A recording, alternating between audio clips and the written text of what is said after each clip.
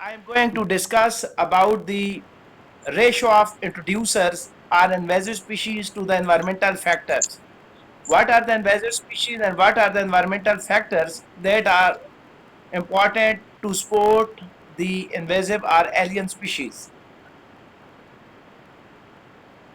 Here I can define the introduced species. Introduced species are also known as invasive species, are also called as exotic or alien species, is a not native species that is significantly modified or disturb the ecosystem when it is colonized. Such species may arrive in a new area through natural migrations or they are transported through human activities like transport, trade, commercializations, and these invasive species include plants, animals, microbes that invade in a new environment.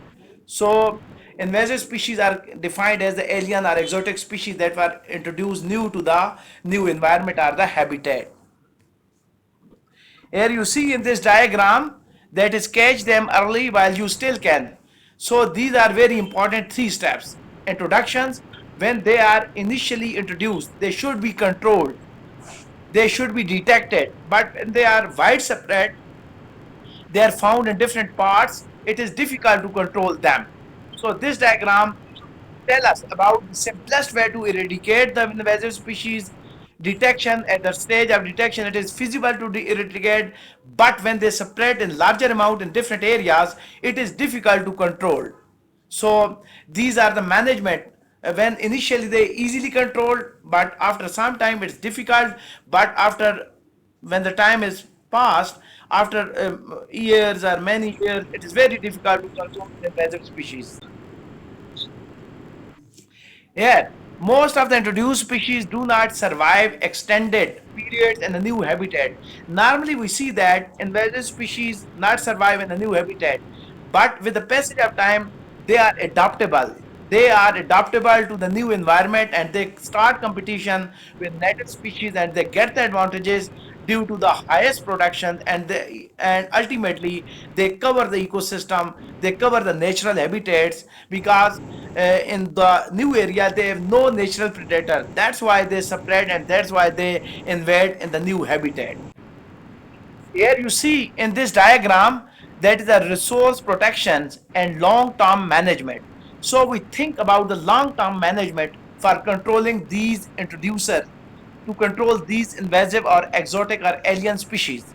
First to eradicate, then to manage, and then to protect your natural habitat for your native species. So this diagram tells us about the management or the control of the invasive species. The best solution to control invasive species is to identify the biological control or the natural predators that control these invasive or exotic or alien species.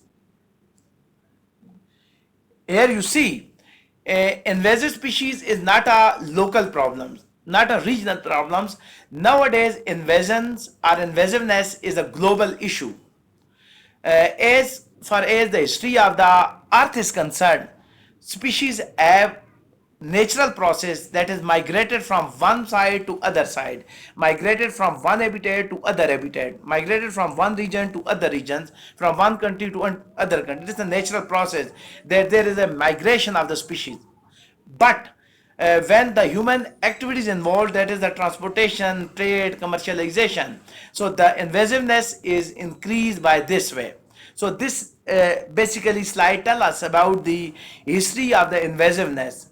As far as the history is concerned, 5.3 million to 2.6 million ago, the invasive behavior of the species started. That is the migration from one region to the other region, from one country to the other country. So this is a global issue, not a local issue.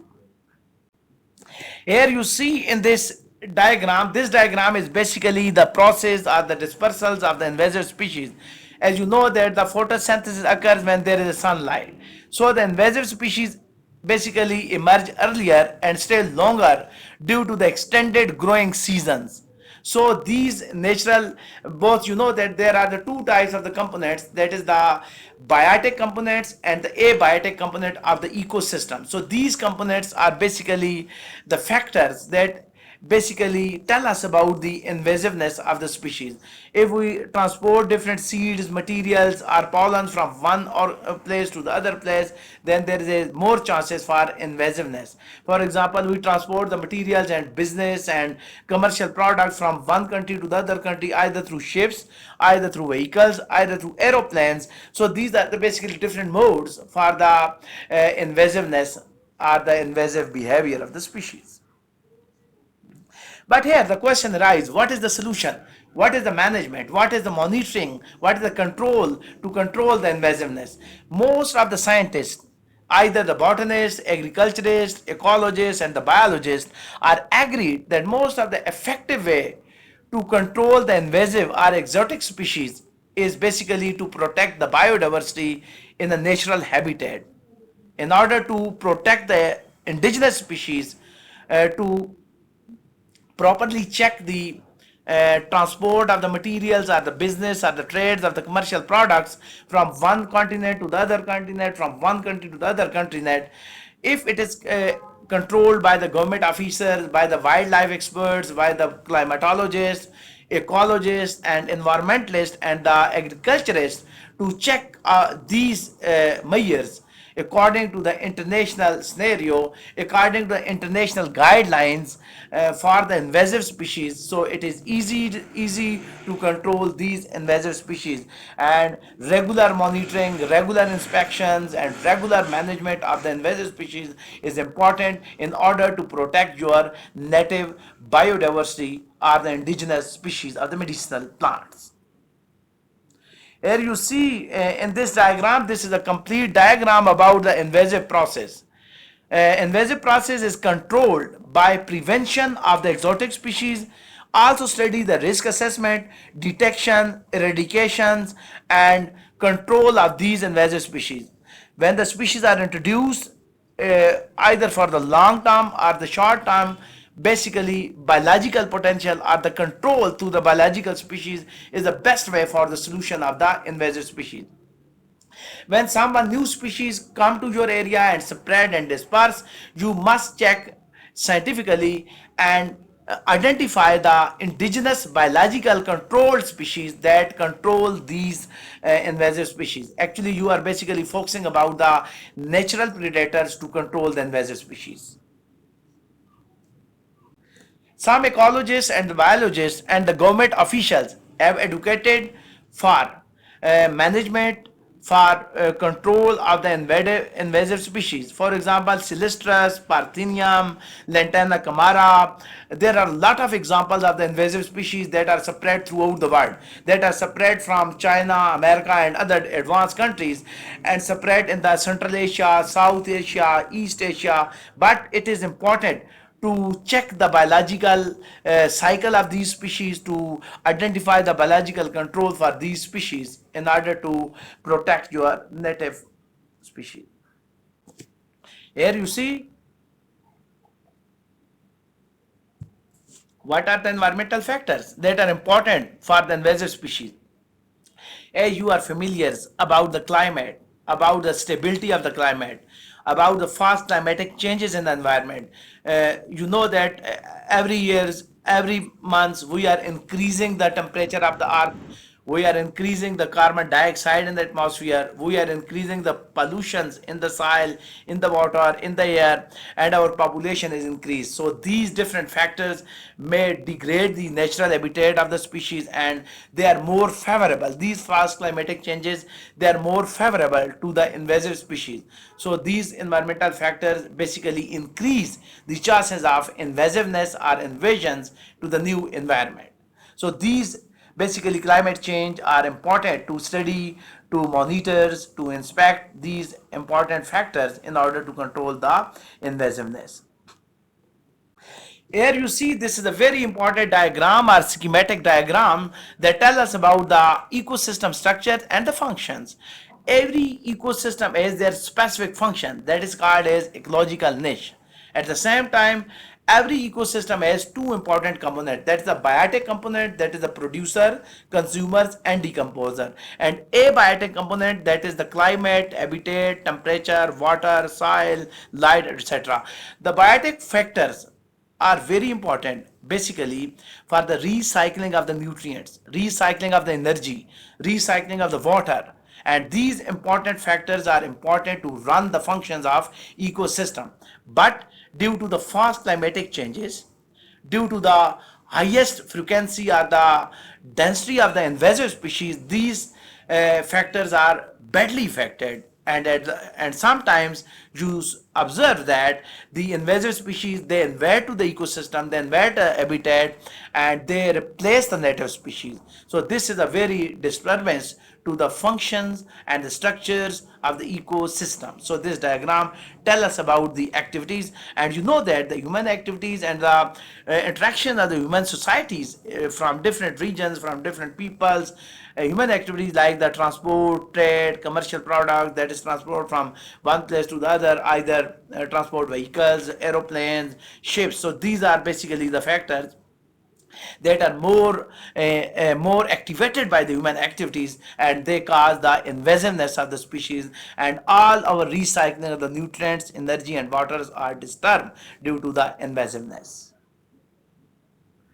Another important factors which play important roles for the success of the invasive species is the fast climatic changes. As you every day you observe that the temperature of the earth is increases, the global warming is increases, the deforestation of the trees, that is the felling of the trees, urbanization, agricultural extensions, climate change, fast population growth, pollution increase. So all these factors are actually the causal agent for the climatic changes to change the rain of rainfall, to change the pattern of the precipitation and increase the temperature. And these all conditions are favorable to invasive species or exotic species to replace the native indigenous medicinal plants.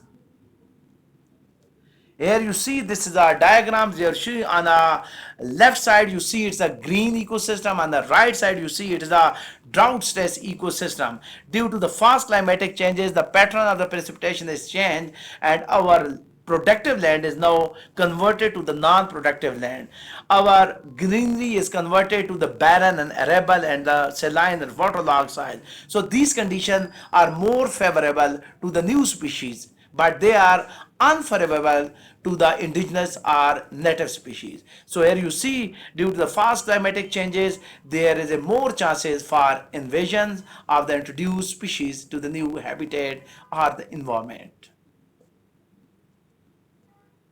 Similarly, changes in the precipitation patterns can create new areas for suitable habitat that alter the timing of the plant growth, plant developments, and all these impact to reduce the density and the frequency and the abundance of the native species, but they increase the density, frequency, and abundance of the invasive or the alien species which have a strong behavior. They produce in larger quantities, they are produced in smaller in size, but they have a strong dispersal mechanism. And due to these climatic factors, the indigenous species are replaced by the native or alien or exotic species.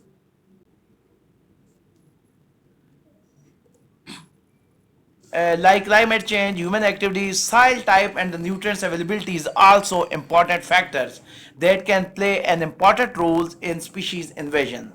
Some invasive species are able to compete with the food, with the nutrients, with the water, minerals in the soil, with native species. So during this competition, there is more chances of the invasive species to become spread, to become invade in our native habitats. Basically, they have more chances to get more food, more nutrients, and they are drought tolerant. But the indigenous species are not drought tolerant. So that's why the soil type and nutrients availability is important factor that play important role for increasing the invasiveness or increase the process of the invasions.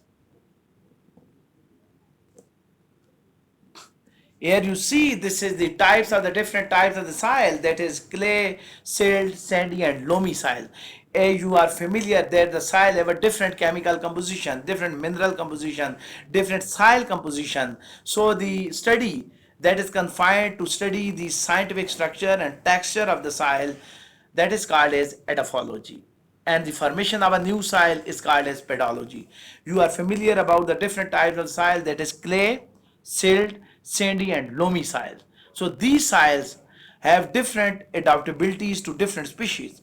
While we have studied, we have observed that the native species are not more adaptable as compared to the invasive species, because invasive species, they are tolerant to all types of the soil, but indigenous species or native species are specific to the soil. That is, they are more endemic as compared to the invasive species. So the invasive species have more chances to adopt in the clay soil, silty soil, sandy soils, and the loamy soil, while there is a less chances of the indigenous or the native species. They only tolerate to a specific soil, so there is more chances for invasiveness.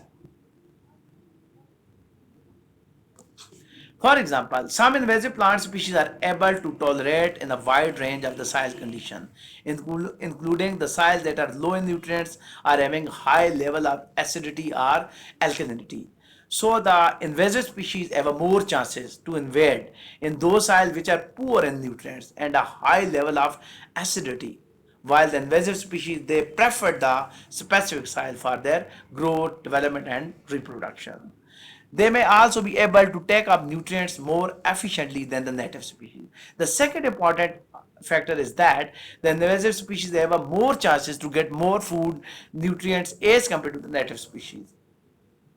On the other hand, some invasive species are limited in their ability to establish or spread in the soil. Overall, the relationship between the soil type, nutrients, and the minerals availability and the speciation is a complex process, but they have more chances for invasiveness. The presence of the native species.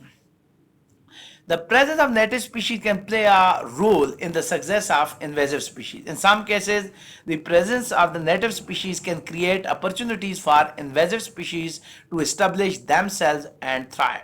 For example, if a native species has been reduced in number or otherwise struggling in particular ecosystem, it may leave gaps in the ecosystem that can be filled by the invasive species. I already told you that the invasive species have a more chances to compete for food, to compete for habitat, to compete for water, minerals, and nutrients. But the indigenous or the native species are specific to their habitat, specific to their food, specific to their water, minerals, or nutrients. So the invasive species has a strong behavior, have a ability to adapt to the new environment. Here you see in this diagram the local species, they are not very familiar, and local species, they are not very visuals, not very visibles, but the invasive species, they spread around the area in yellowish color, and this spread throughout this area. Furthermore, the introduction of the invasive species can have a negative impact on native species. For example, invasive plants can outcome native plants. Efforts to control, eradicate, or invasive species should include measures to restore the protect native species. So this is another diagram. Overall, the relationship of the environmental factors and climate change are the factors that are the causal agents for invasiveness in any new ecosystem or habitat. Here you see this is a complete picture of whole process of the invasive species. Environmental factors, past disturbance, that is the human activities for the natural changes or adulterations, individuals, and the compound effects. These all are collectively increase the chances of invasiveness. There is a resource competition, habitat competition, mineral, soil, water, nutrients. All these competitions are basically increased by the environmental factors. So these are the favorable for invasive species but unfavorable for native or indigenous species. So this diagram is very important to understand the phenomena or the process of the invasiveness. Thank you so much for understanding this lecture.